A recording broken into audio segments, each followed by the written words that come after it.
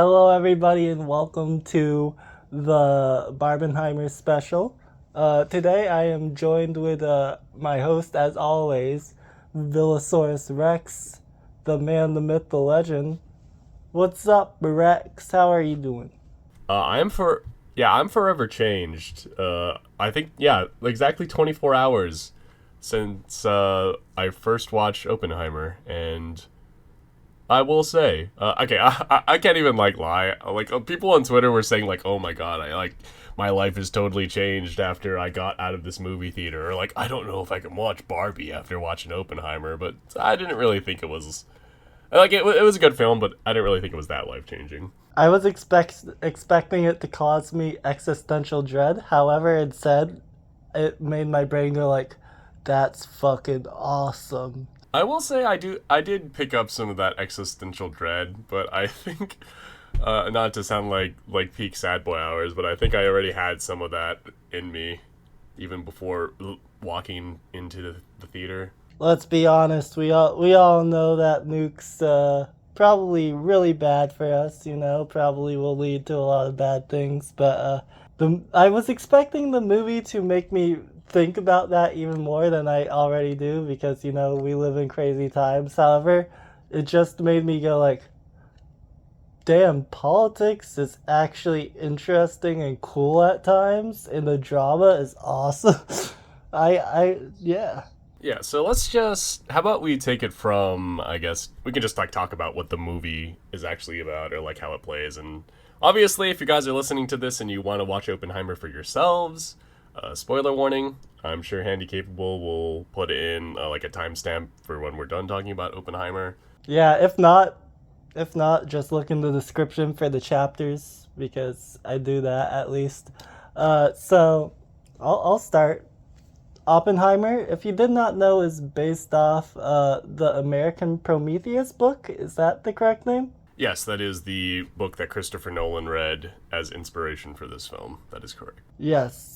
So it just follows Oppenheimer in his life of naivety and all that sort of stuff and his political views as well of how that affected leading to him being one of the physicists that works on the atomic bomb and his mindset as he did it and what he thought afterwards type thing. But also it went into like the political side of things of like people trying to ruin him and stuff and yeah, that's the plot synopsis. But what did you think of it overall, Rex? I thought it was like I would gladly watch it again. I thought it was great. I was honestly I was kind of skeptical leading up to the release of this movie. Kind of like the I was kind of skeptical of the Barbenheimer hype because I understood the mass appeal of like Barbie to people because Barbie is obviously going to be like a cultural dissection of like women in society, and then but I was wondering how much people could be interested in Robert J. Oppenheimer, and I knew a little bit about the Trinity program and his involvement in it before I walked into the movie, but I didn't really know about like all of his life. And like you can basically break the movie into three acts. Like the first act is like him studying in Europe, and then that leads up to him. It's like leading to the Trinity product. Yeah, getting recruited by Matt Damon, General Liesel. And then second act is all like him and his team in Los Alamos. And then third act is the fallout of everything. Yeah, and then like post them finishing the bomb, post bomb falling and being utilized like in Hiroshima and Nagasaki in Japan during World War II, and kind of his legacy, I suppose, of like him trying to influence United States policy, which was something I did not know about him, and ended up being one of my favorite aspects of the film. And God, there's just so many things to like dissect in here, but yeah, let me know. So, going into the movie, I knew about the stuff like his affairs with communists and stuff, as well as his political views and stuff. Oh yeah. Also, quick side note, like I did not know Oppenheimer was a womanizer. Like, oh my god, it was a freaking like not to just to use like a simple term, he was like the Chad in the movie. Like I didn't expect that.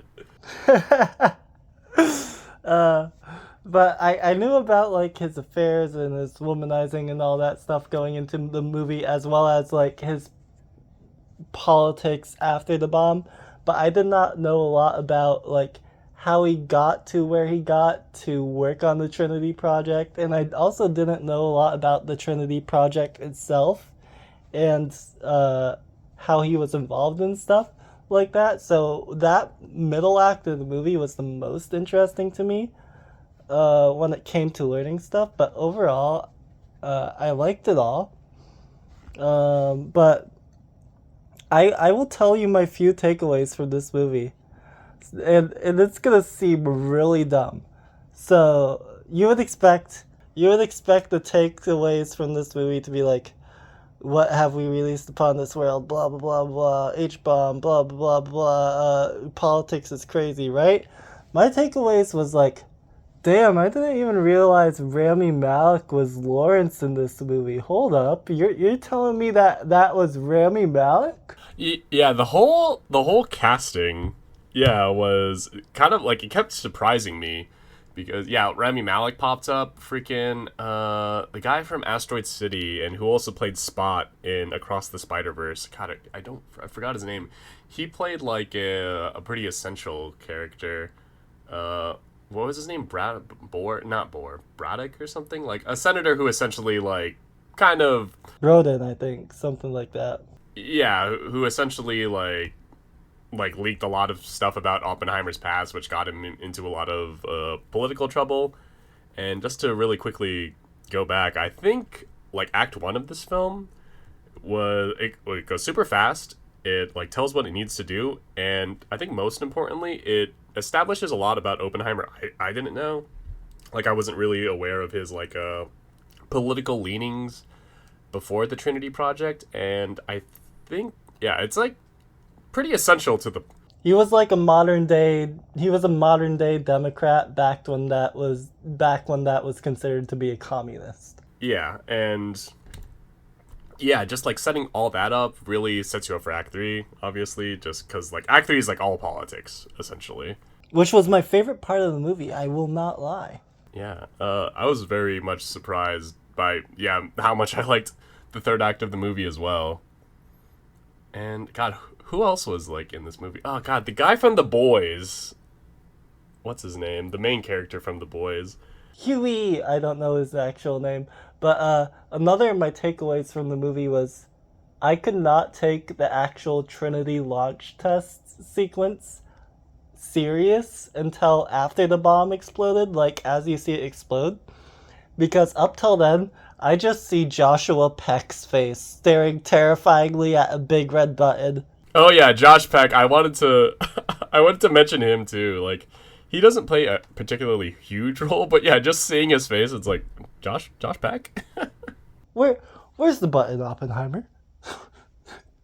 It's right there. I drew it in magic eraser. But I my takeaway is really dumb because it comes down to the actors. Like, also, I didn't realize how good of an actor Robert Downey Jr. was, because most of the time I've only seen him play Iron Man, and it's like that's just his personality. But seeing him in this movie made me realize how much of a good actor he is. He played his role of Strauss so well, it's insane. Yeah, I wasn't really familiar with as much of his work besides the MCU. Like I've watched the God, what's the movie about the Zodiac Killer movie, and he was in that. And but other than that, like I've known him through like yeah Iron Man, Tropic Thunder, like mostly comedic or like the typical like he plays himself type roles. And seeing him in this movie as Strauss, and you know, it's almost funny to call it a spoiler because this is like it's like history, right?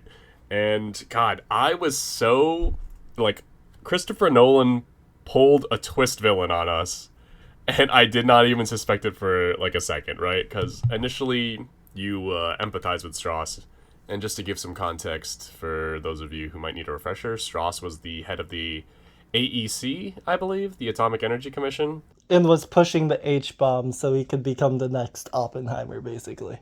Yeah, and he wanted a position on the presidential cabinet, and it's well, the movie kind of starts with it, but like the, I guess you could say like all the black and white scenes are like the current day plot. All the black and white scenes are from not the view of Oppenheimer, while all in color scenes are from the view of Oppenheimer. Okay, thank you for putting that together with me because I was like, actually, that wasn't quite right. Yeah, but anyways, we start off sympathetic with him because he talks about like, oh, all these other people did like Oppenheimer in, and I'm just like trying to get this presidential cabinet position because he's under like judicial review or like Senate review, and yeah, it gets revealed in like the third act. It's like, oh, actually, like I'm the one who like leaked all this stuff about Oppenheimer because like I hated him for like some slight he did to him like 6 years ago. The also he was like mortified that he said something to Albert Einstein that was like something that made the scientist hate him, but really he was just like, hey, I think we already let the genie out of the bottle on causing the world to end itself in explosive means. That's all he said to Einstein. God, yeah, the I just get engrossed in movies a lot.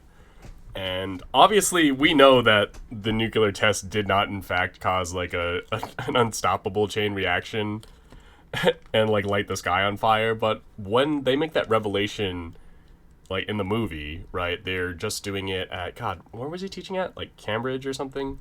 It was Berkeley. Berkeley. When they were teaching at Berkeley, and they were initially like getting together this team, someone just like makes this calculation and like they pass the paper around and everyone's like, there's like no way, like did you actually do this right? And like the paper makes its way all the way to Einstein, and they basically say like, hey, if we actually test this nuclear bomb, there's a chance that we could like end the world according to the numbers. And how they were like willing to actually go to the Germans to stop it if the test came back that this was actually a high probability was interesting as well. Yeah. And also, yeah, the world theater politics, like so much of this movie is The UN wanting to set up the UN to have nuclear. yeah, like some kind of nuclear regulation body. But yeah, so much of this movie is like American politics and like yeah, like very directly so, like not even like some kind of subtle, metaphor or stand-in. It's like literally Oppenheimer like fighting for what's it called? Nuclear policy post his career. I'm not a very political person, but I always enjoy the drama of political movies or shows. Like, it will be like, oh my gosh, are they serious? Oh my gosh, why would, what? So, this movie was very engrossing to me in that side of things. I just live for this type of stuff, despite not actually caring about it. You know? Yeah, it's like a House of Cards or like The West Wing or like political drama situation, except this is like very much real. In fact, can be more dramatic than fiction at times. And just knowing that this is like actual history and things that transpired, and that we think of politics nowadays as like super like in the shadows and skeevy and slimy, but in I guess like it's always been that way, which is I guess like a terrible revelation to have in and of itself. So I was talking to you before the podcast started about like we both went to college and got our bachelor's degrees, and I studied. Well, I ended up getting like a engineering degree, and I studied a lot of calculus and physics, and like there were so many like who's who of like theoretical physics. Like obviously everyone knows Einstein, but even names like oh god, like Neil Bohr. I'm trying to remember his name. It's been a while since. Yeah, Neil something. Yeah, Bohr, who created like the model of the atom, and obviously like Einstein, and oh god, who else is there? Oh yeah, Heisenberg, who obvious Heisenberg was like his name's famous because of like Breaking Bad, but Walter White in Breaking Bad named himself after Heisenberg, the physicist. I will say when I heard name drops like that in JFK, I was like, There's gonna be people that compare this to MCU cameos, and I'm living for it. Dude, the JFK cameo caught me by surprise, and I immediately thought about Clone High. But I was watching the movie with my mother, and literally, when they were like, three people voted against you, and as the line "who was one of them" came out, she was like, "Oh my God, JFK." It's like she knew that part, and I was like, I just looked at over at her like Nick Cage and that Pedro Pascal meme, and I was like, "What are you?" And then it just says John F. Kennedy, and I'm like, "Okay." Yeah, it's also I was speaking with my friends like post the movie, and we were discussing that like these things did not happen that long ago. Like we kind of seem pretty far removed from World War II. Probably like 80 years now. Yeah, yeah, and like I think the all the Act Three things take place I think around the 1950s, like post. Well, I guess it would have been like 1946 or something like that because like post World War II. But yeah, probably like my parents, my family isn't American. I'm like a first generation American, but probably anyone who grew up in the United States, like your grandparents, could probably tell you about growing up during the initial stages of the Cold War. Yeah, my grandmother has told me about some of that stuff, and it still feels surreal to even think that it happened so recently. But honestly, I think Oppenheimer might be one of Christopher Nolan's best works. And also, it was a 3 hour movie, mind you, and it felt like an hour and a half to me. I enjoyed it so much.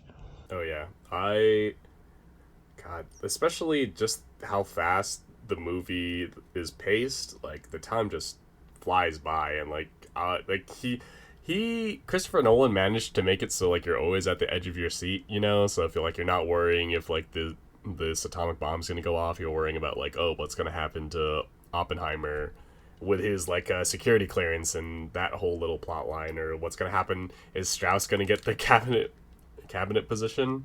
Did you end up seeing Barbie for the Barbenheimer half of this? No, I did not do the full. I didn't commit to the full Barbenheimer meme, unfortunately. I went and saw Barbie the day after, and let me tell you, I'll leave no spoilers in here, but it's really really good. Like unironically, I was expecting it to be really funny, but it's a really good eye into like gender and gender politics and all that stuff nowadays, and it was just really good. It's hard to describe without going into spoilers. Yeah, I know you can't like talk too much about it without spoiling the plot points. Also, if you have the chance, listen to I'm Just Ken because it's the funniest movie. I mean, the funniest song in that movie. I'm just Ken. I feel like I should save that experience for like when I actually watch the movie, but I will definitely heavily in my rotation afterwards. Can I tell you one line from the song? Go for it. I need to hit me with that Kenergy. He at one line for the song that I just keep laughing at is Ken ends up like becoming an incel at one point, and there's a line in the song where he goes, "I'm just Ken, where I see love, she sees a friend, and just has a mental breakdown." Oh my god, Ken zoned. I just keep on laughing at that. Ugh. Yeah, one of my friends, I saw her like literally right after she came back from watching the Barbie movie, and she was still like a little like teary-eyed when she talked about it, which I was like, man, that must be a great movie. And really quickly, let's just talk about I kind of lampshaded it earlier, but let's just talk about like the existential dread aspects of Oppenheimer. I know you said it didn't affect you too much, but like did you feel any of it at all? Well, with the world we live in nowadays, it's just become like a part of modern day life, which I hate to say, that we released a genie from the bottle, as the movie puts it, and there's no going back from that. And we might already be in a chain reaction that will lead to the world's demise, and there's really nothing we can do about it. So yeah, that does cause existential dread to me, but I'm so desensitized to it at this point that I just don't realize it as much. It's like, what did we do to get to this point? It's like the stereotypical like the doomer meme, you know. There's a reason why that's like such a well-known meme archetype. and and God, for me, I was like constantly wrestling like a back and forth between whether this is kind of like a whether the message of this movie is kind of like that, like is it too late, or like you can't put the they constantly say the line, uh Oppenheimer set free the genie from the bottle when he made the nuclear bomb, and he spent the rest of his life trying to put it back in. And another line that Cillian Murphy drops, which I can't really verify if it's like real or not. I am become death, destroyer of worlds. Yeah, other than that one, is that like these like scientist type characters, right? Especially these like theoretical physicists were a lot of the crew of the Trinity Project. And one of the lines is like they constantly live in the future and like in these theoretical scenarios, and that really got like hit home because a lot of the movie has these kind of like hallucination or like dreamlike sequences from Oppenheimer's point of view, where especially like after he got the Trinity Project to work and the atomic bomb to go off, is like him imagining like it being used on people, because he didn't even realize like, well, I was so caught up in trying to achieve this thing because like I didn't really realize like the ramifications. Yeah, the ramifications of it. And one of the parts that I love about this movie actually is that often like scientists and like people experts in their field are portrayed as like genius types, you know? It's like, oh, actually, like I always have the solution or whatever, when in reality it's no one knows what the fuck they're doing.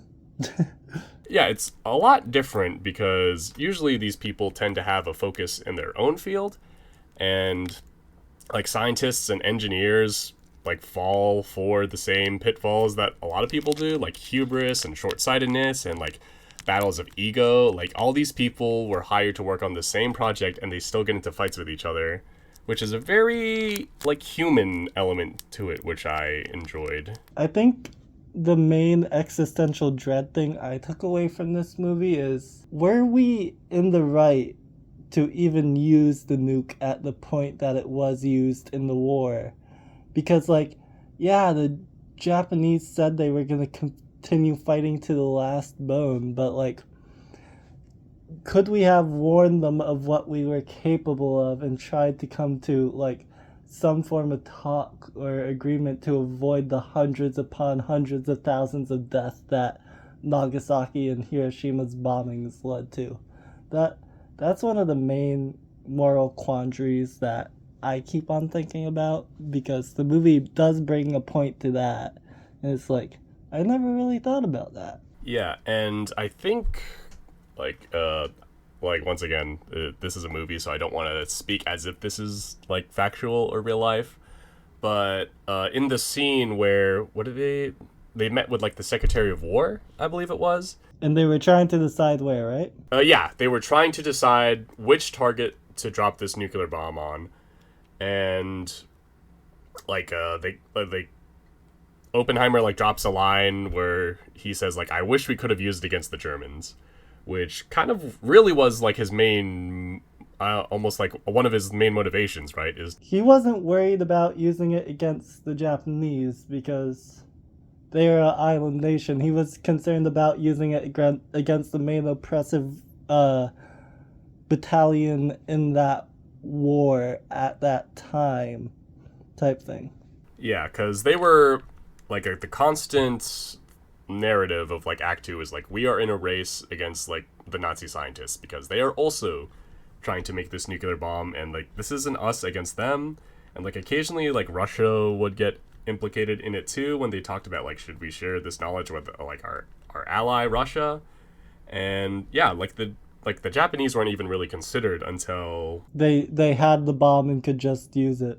yeah, they finished the bomb, and when you have a hammer, everything looks like a nail, right? And the politician, oh, I hate him so much because it's like, oh, we have 12 cities we can bomb. Actually, scratch that 11. I don't want to bomb Kyoto. I like that place. Yeah, just God, this movie does such a great job at making politicians seem so like slimy and inhumane and Because they are.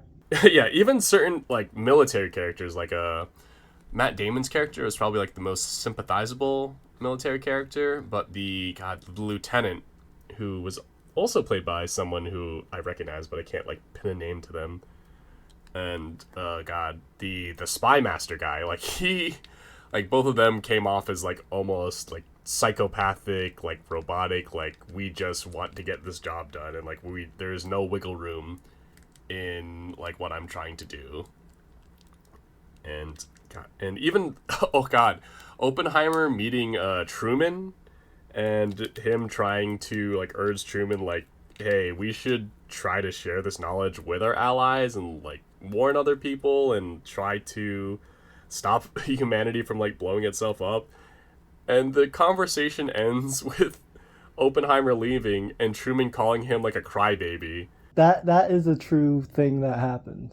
Yeah, that which actually happened in real life, which makes me like laugh and also makes me sad because it's very much like the more things change, the more they stay the same, and the relationship between scientists and like politicians in the United States government. Politicians just want their names attached to it. Really quickly, we briefly touched upon it, but let's just talk about like the visuals and the audio design, especially the audio design. You watched it in IMAX, correct? Yes. Yes, I did as well, and oh my God, the visuals. There were like some points, especially during those like hallucination-esque sequences where I thought it was like the sound like almost sounded like a train on tracks, you know what I'm talking about? Yeah, I know what you're talking about. Yeah, and it was like everyone like stomping their feet when Oppenheimer has to go do his little victory speech. And that's like a motif that keeps coming back into the movie whenever Trauma is discussed. yeah, or like when he's overwhelmed or anxious, and God, that sound effect really captures the feeling of anxiety so well because it feels like your mind's racing and like it almost feels like the bass in the theater like synced up with like my heartbeat going up because I was also experiencing this anxiety. Yeah, I will say the main point I noticed it was the Trinity test, where you just see the explosion go off, not a sound, because in real life the shockwave takes time to travel and hit you. Yeah, because light travels a lot faster than the shockwave. Yeah, and that scene was just like, oh my God, I was in awe. I was like, oh my goodness, this is insane. Yeah, and God, you earlier you like joked about it, but the build up to that scene where they're counting down and then all of Josh Peck. yeah, and like Josh Peck's is like his fingers on like the emergency release button because like hey, if this thing's a dud, you have to like press that as soon as you can, and yeah, just the music and like the crescendo, and then the timer goes off, the bomb goes off, and then everything just goes silent, and everyone's just like basked in this light, and like it's just everyone kind of like taking in like, hey, we did it, like we created this thing, this is like a great scientific achievement. And afterwards them experiencing the blast, and like the shockwave and it kicking all the dust up is very very much a metaphor for like the aftermath of them creating this thing. Think of like the visuals for the atom bomb. I really enjoyed it. It was pretty. There's not much I can say about it except it looked gorgeous despite being a weapon of mass destruction.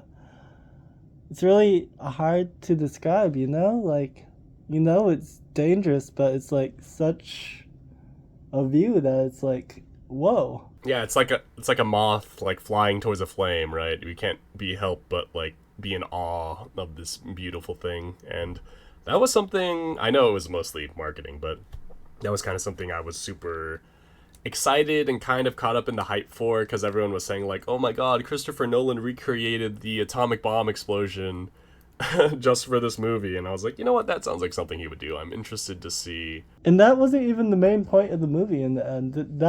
Happens like halfway through the movie.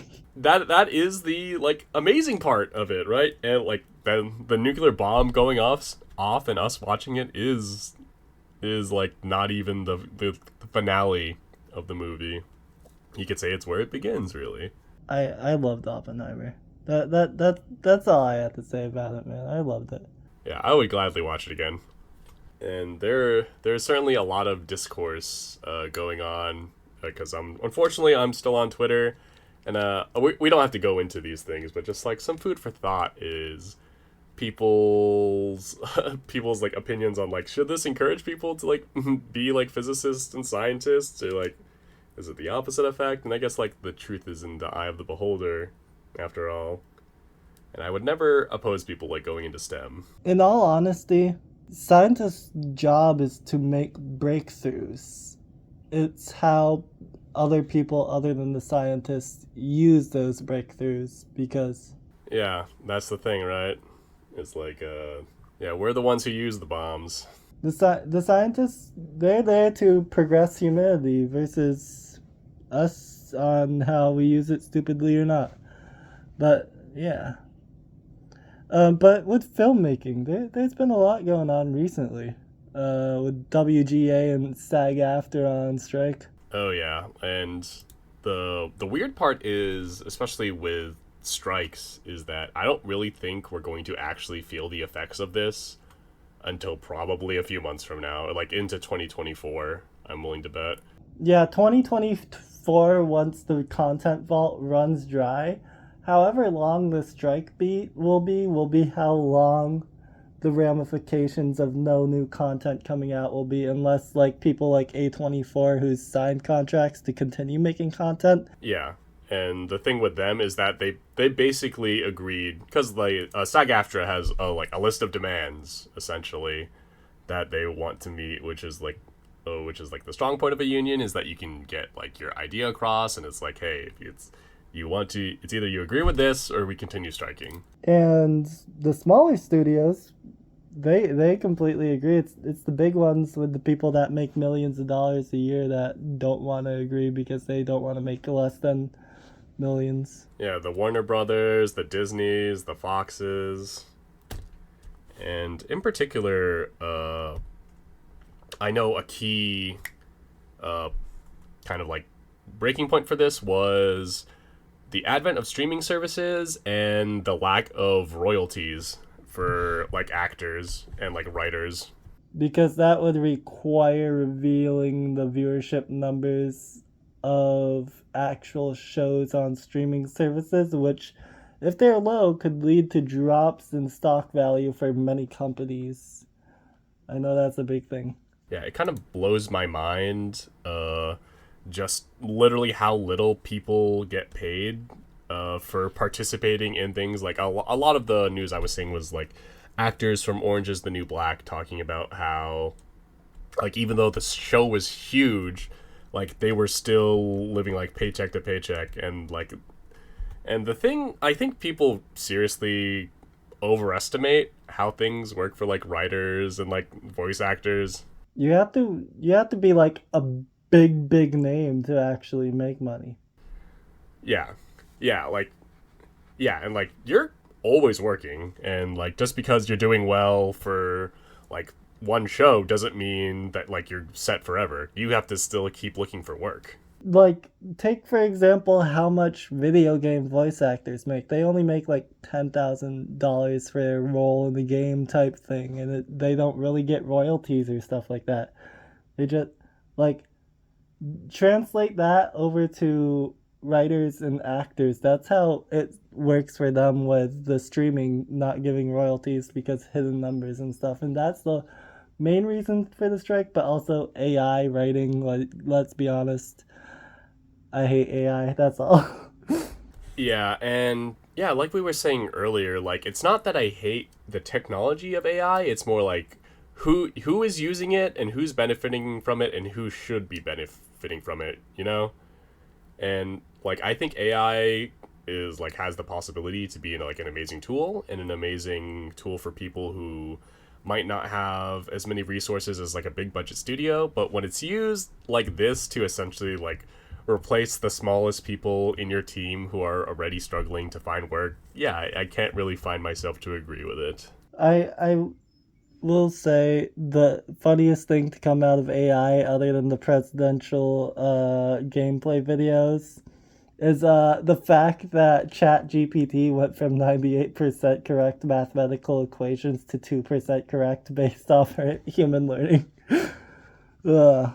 Yeah, that is pretty funny, and just like there's also articles coming out about how kind of like the like AI generated art, it'll like scour the internet for like influences, and it's kind of funny that it kind of got into a like a snake eating its own tail situation where it samples too much from other AI art and it ends up like when you make a copy of a copy of a copy of a copy.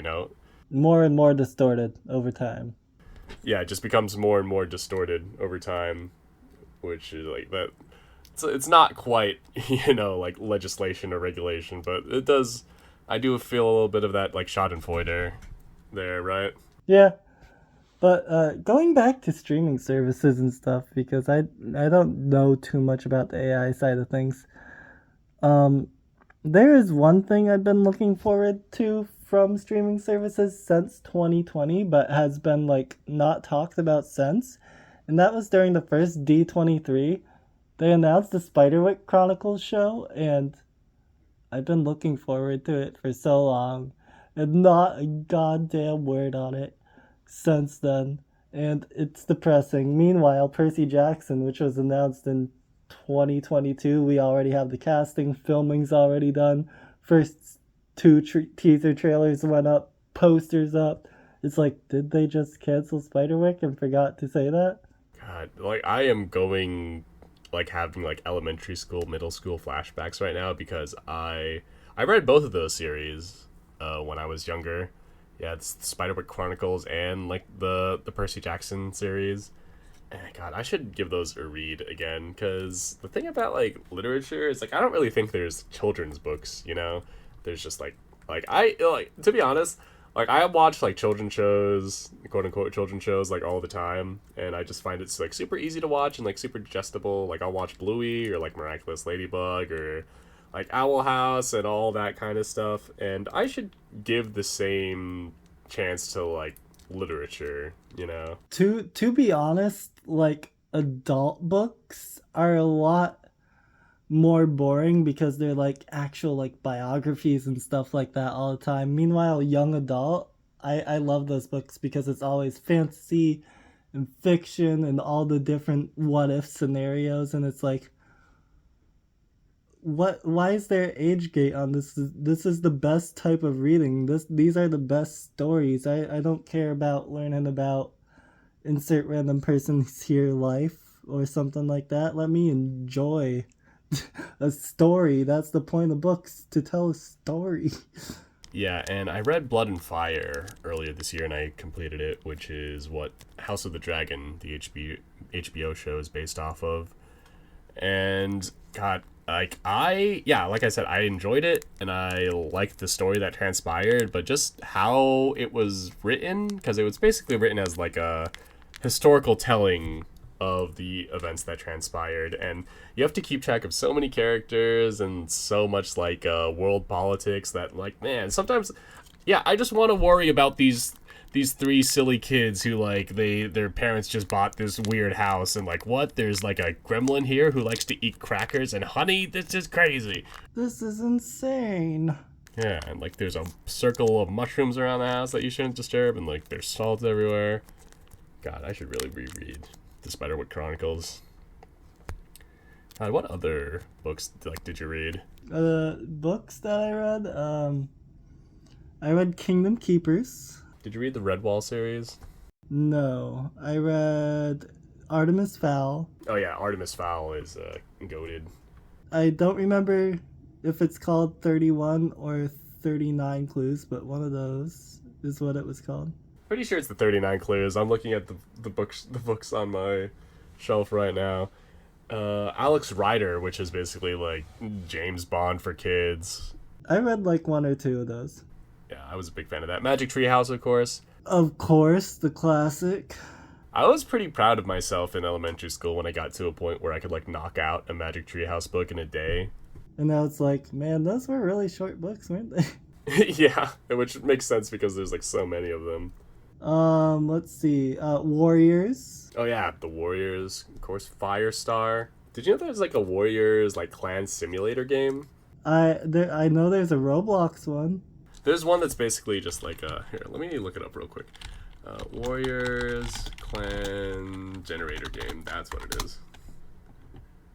ClanGen on itch.io. Yeah, you can fulfill your childhood dream of making your own little cat society. Yeah, a lot of the books I read when I was younger weren't really part of series. Oh yeah, The Ranger's Apprentice. I read a lot of those. I remember the Alchemist series, Nicholas Flamel, of course. That's a classic. God, there's Hunger Games, of course, that series. Yeah, and the prequel movie's coming out soon, right? I am so excited. I reread Ballad of Songbirds and Snakes recently. I unironically, Snow, despite how evil of a person he is my favorite Hunger Games character, so I'm hyped for that. I do enjoy... Was he your favorite Hunger Games character before you read the book? Yes, before I read Ballad. Yeah. Okay, interesting. And I assume like he's just like even more so your favorite character post-reading? Yeah. I always like when like you have like a little spin-off series or whatever that dissects a character that you, like most people, don't like, and then inevitably I feel like when you get to know someone well enough and you learn their circumstances, you begin to empathize with them a little bit at least. I won't lie, I always love a well-written, completely evil, no good villain. Those are my favorite types of villains. Oh yeah, like the remorseless, like, hey, this is just who I am type villain. And Harry Potter before that was like, you know. Oh yeah, Tarnished. Yeah. I still have my first editions of all those, so that's cool. At least you own them already, just, just acknowledge it and make your informed choices. Yeah. What else did I read? God, there's so many book series. Yeah, do you have anything on like your to-read list? My to-read list is very long, but I think next up is going to be it's another George R. R. Martin book that's like a bunch of side stories about a knight and his squire. For manga side of things, I have to read the new volume of Blue Lock that came out. In Jujutsu Kaisen, and keeping up on that. Are you a One Piece fan? I hate to admit it, but yes, I'm caught up on One Piece. I basically, when it comes to reading, have been keeping up with all the manga series. But for actual books, what I've been reading recently has been... I read Jeanette McCarthy's book because I loved her in iCarly. Oh yeah, the one about like her. What was the title? Like, my mom is dead, and I'm glad my mom is dead. That's the title. I'm rereading Dune, of course. I love Dune. Also, quick side note. Like, I'm pretty sure Dune got pushed back to 2024. No, it didn't. Didn't? Okay. No, I saw the trailer the other day in the theater. Okay. I just wanted, because that's what I saw on the internet, which goes to show. Get a fact checked when you can. The books surprisingly rolls into another topic I had written down for us, Rex. Ooh, surprise me. I wrote in the topics channel the topic, "Am I egotistical?" and in parentheses, I swear it's a funny topic. It better be funny, Handi. This is a hell of an intro to get people excited. Whenever I read a series or play a game or anything like that, my favorite characters and the ones I actually remember and stuff always end up being the ones I relate to the most. And I'm like, yeah, this for sure best character because I relate to them. And it's like, well, I do that a lot, huh? And I'm like, how does this come off? Does this make me look bad? Oh, did you like notice a trend in the characters? Like, wow, all these guys are like selfish assholes, actually. I'm like, either they're really depressed or an asshole. Dude, those are life goals right there. So I want your opinion on this. Can you give me some examples? For the depressed, don't know what the fuck they're doing with their life characters. We have characters like we talked about the other week, like Sawyer and Sunny from Omori.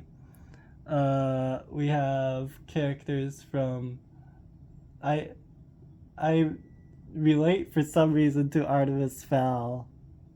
I don't know why. I mean, he's kind of like honestly, like he's kind of like an egotistical asshole, but he's kind of got like a Bruce Wayne situation going on, where both of his parents passed away, and it's just like kind of him. And instead of crime fighting, he commits like magic crimes instead. I don't know why because I I think it's just because of the sense of humor in his writing, but Albert Wesker Oh yeah, I should have seen this one coming. basically if I sense asshole humor, I'm like I relate to this character too much. 7 minutes. 7 minutes is all I can spare. But yeah, basically any of those characters, you know, a whole bunch of the characters that I like and stuff. So yeah, I what do you think? Honestly, Link is kind of like an asshole. Let's be honest here.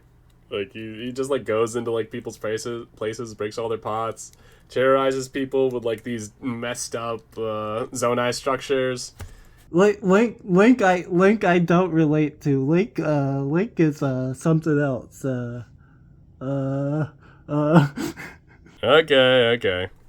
Anyways, I've had similar conversations with people, and my take on it is that people like characters that you like don't necessarily mean you embody them per se, and also like characters that are fictional, like you can like evil fictional characters and it's not really a reflection of like your morality or anything. Like I can't really speak to what liking egotistical people says about your personality, but I don't really think it's like any like it's like a war crime or anything to like Albert Wesker.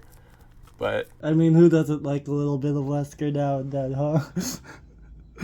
I mean, honestly, like I kind of like all characters unless like they completely like it takes a lot for me to actively dislike a character. I'll say that much.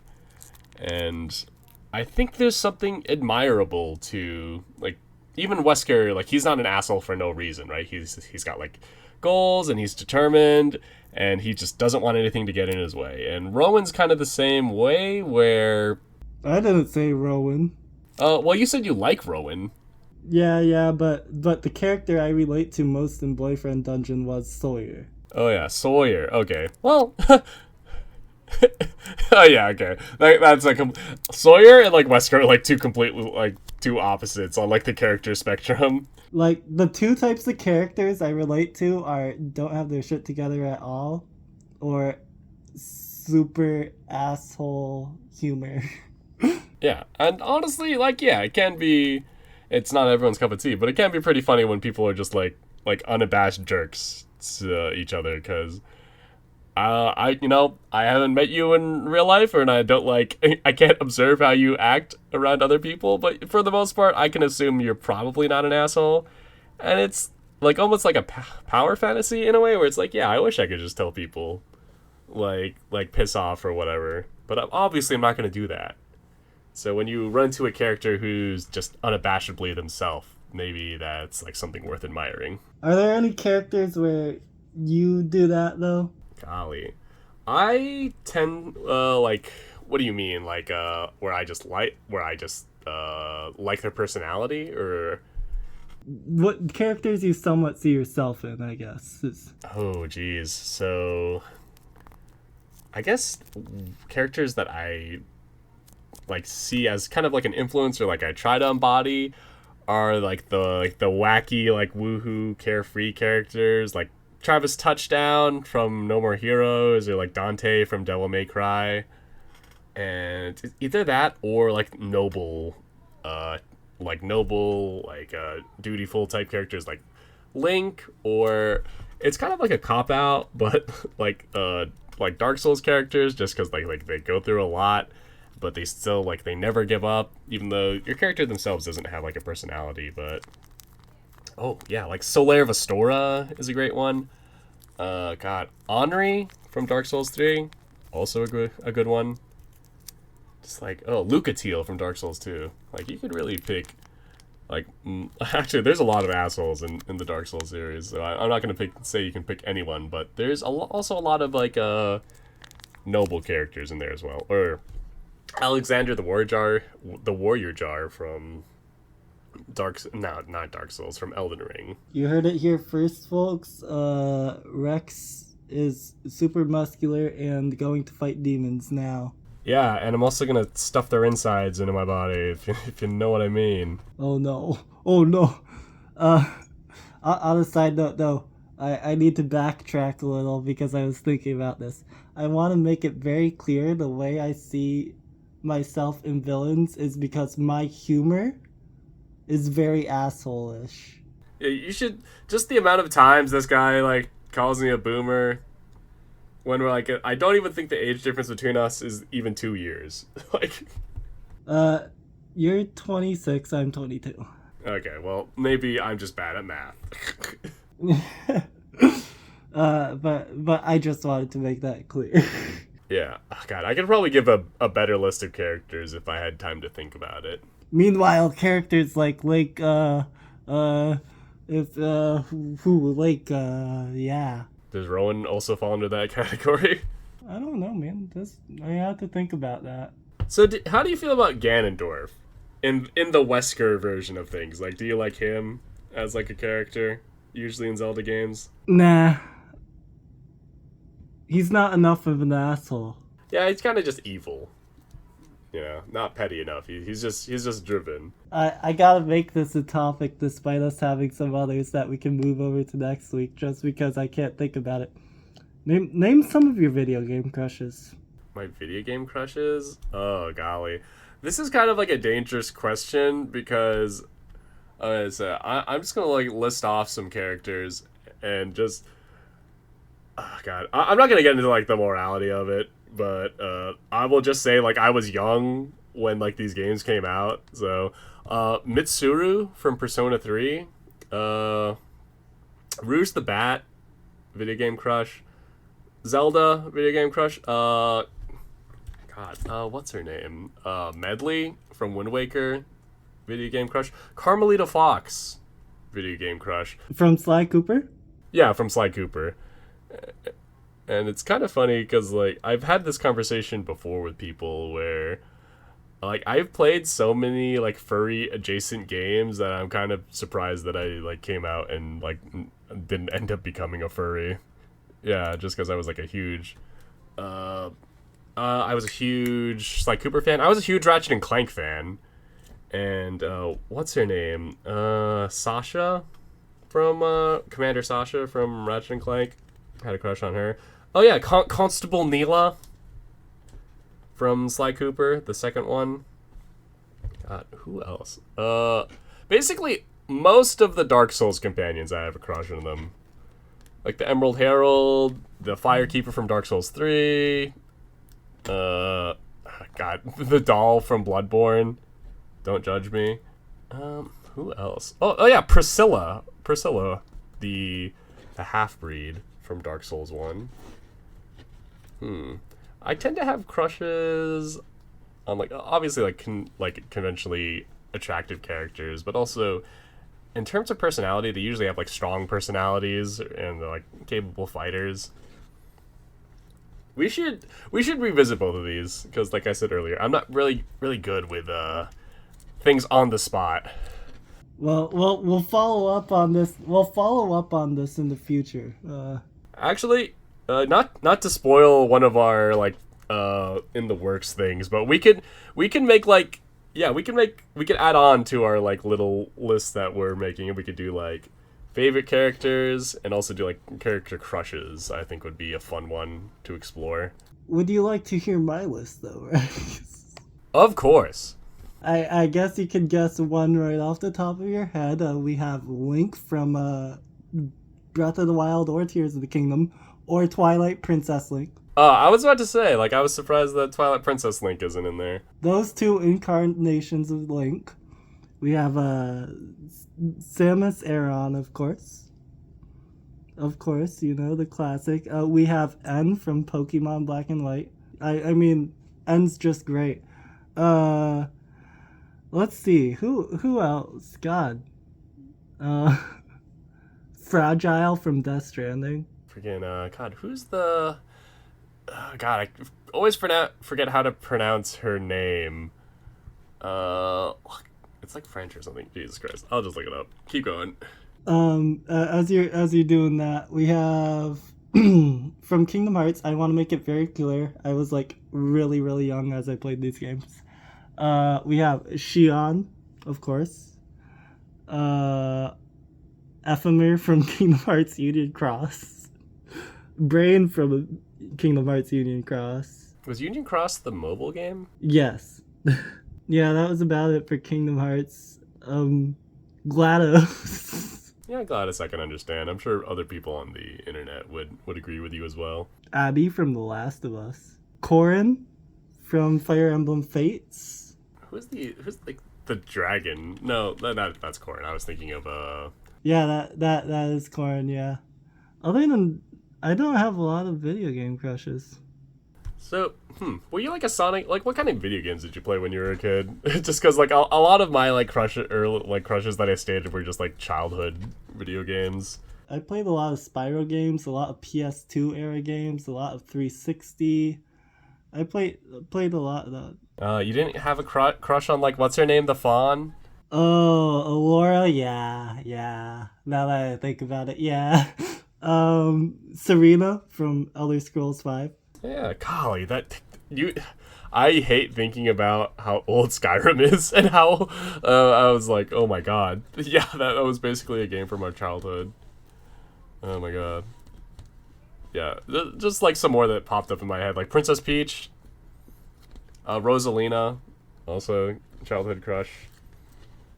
I don't really get crushes on video game characters nowadays. Like, it's also like hard to define a crush, you know. Top two go to the two incarnations of Link and Samus Aran, though, for me, though. I can't believe you didn't say Samus Aran. I know. I can't believe I didn't either. It's because I was put on the spot. You know, I'll have a comprehensive list next time. We both will. Okay. What was it you were about to ask before you stop? Oh god. Yeah, I was just gonna give a quick shout out to the Smash Ultimate incarnation of Princess Zelda because I love her like spunky personality and her like her look, and it's basically like a unique version of Zelda that's wasn't really from any one particular game, but I think she was inspired by like Link. Oh yeah, I think she was inspired by Link Between Worlds, Princess Zelda, but I'm not sure about that. We would have to get the Nintendo fact check on that one. Oh, also Alex from Half-Life. We had the Microsoft acquisition of Activision Blizzard King. Yeah, I'll honestly, like, I don't really have much to say about it other than I do not think it will be good for the consumer. I think if they did not focus on the fact of COD, it would have been very apparent that Microsoft would become a monopoly based off the fact alone that Activision publishes about 50% of all games nowadays. Yeah, like, the court case was not handled very well at all, like you said, because they focused too much on Call of Duty when really they should have been focusing on like Activision's many other IPs and the fact that Activision also owns Blizzard. And Yeah. And also, Microsoft not good at keeping old titles or series going, so rip to like half. Yeah, rip to half of. I mean, Microsoft isn't good at that, so rip to half of Activision's library. Like honestly, like I'm surprised that console wars are still a thing in like the minds of the people, and when it's really just like like corporations fighting. It's not definitely not as prominent as it used to be, but yeah, I just don't think this is good for like anyone who's. It's not good for anyone who's not in a suit, and like any. I'm just like kind of upset about this one just because of like how they framed it afterwards. Like, oh, this is gonna be like great for gamers, and it's like that's blatantly not true. And there was a 10-year agreement on Call of Duty, which, yeah, but yeah, nothing else, which it's kind of scary because just to list off a lot of IPs that Activision Blizzard owns: Spyro, Crash, Warcraft, Call of Duty, obviously. What else is there? Yeah, StarCraft, Hearthstone. Literally all of King, so mostly all mobile games. What I foresee is Sony buying stuff like Square and others that would easily sell to them as they already have big business partnerships with them to make an extensive library with games that people associate with Sony already, just so Microsoft can't take those to buy Sony out of business, which was literally leaked as their strategy in court. Yeah, and I do know that Sony still has like a budget to buy other studios. Microsoft is $1 trillion company. They can buy nonstop. Sony is 100 billion. Yeah, and which makes me wonder like what the future is going to look like. And kind of like the SAG after strike, I do not actually think we're going to feel the ramifications of this until like years from now. When yeah, like when you stop hearing from like smaller series, or when like maybe the next Call of Duty or like freaking Overwatch or whatever ends up becoming delayed because like Microsoft has not had a great track record this generation, and like really even the last generation. Like when they bought ZeniMax and proceeded to make all things exclusive after saying it would be a case by case basis. Yep. And just like look what happened to Redfall. And Redfall was pretty shit, let's be honest. Making Indiana Jones the Spider-Man contender is probably the most laughable thing, though. yeah. And does Activision own IO Interactive, like the people who made the Hitman games, or is that Square? No, no. I think IO is a subsidiary of Square, if I'm not mistaken. I'm not 100% sure, though. Or they might be part of Crystal Dynamics, which Square sold off to be its own thing. Because when you mentioned Indiana Jones, I just remembered that they have a Bond game in the works.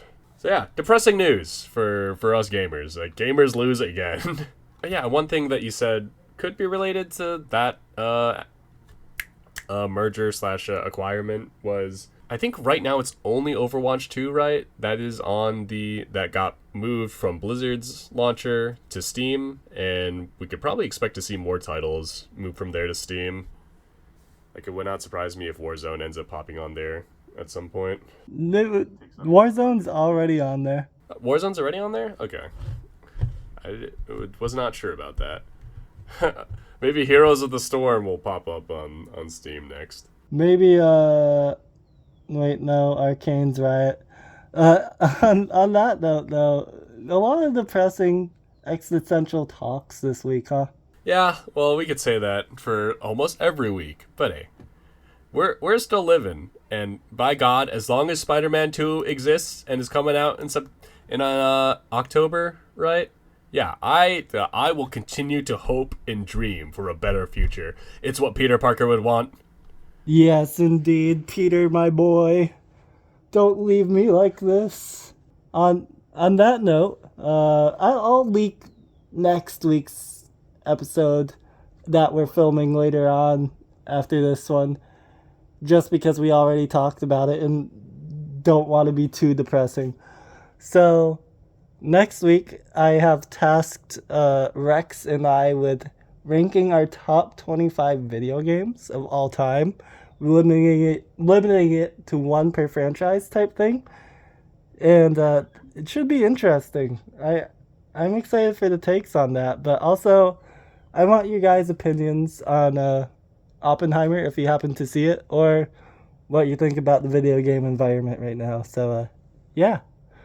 This has been insert title here, the Barbenheimer special. Anything you have to say as we get ready to leave, Rex? This episode took place on July 23rd, 2023. Bye, everyone. We should definitely put a nuclear explosion right here.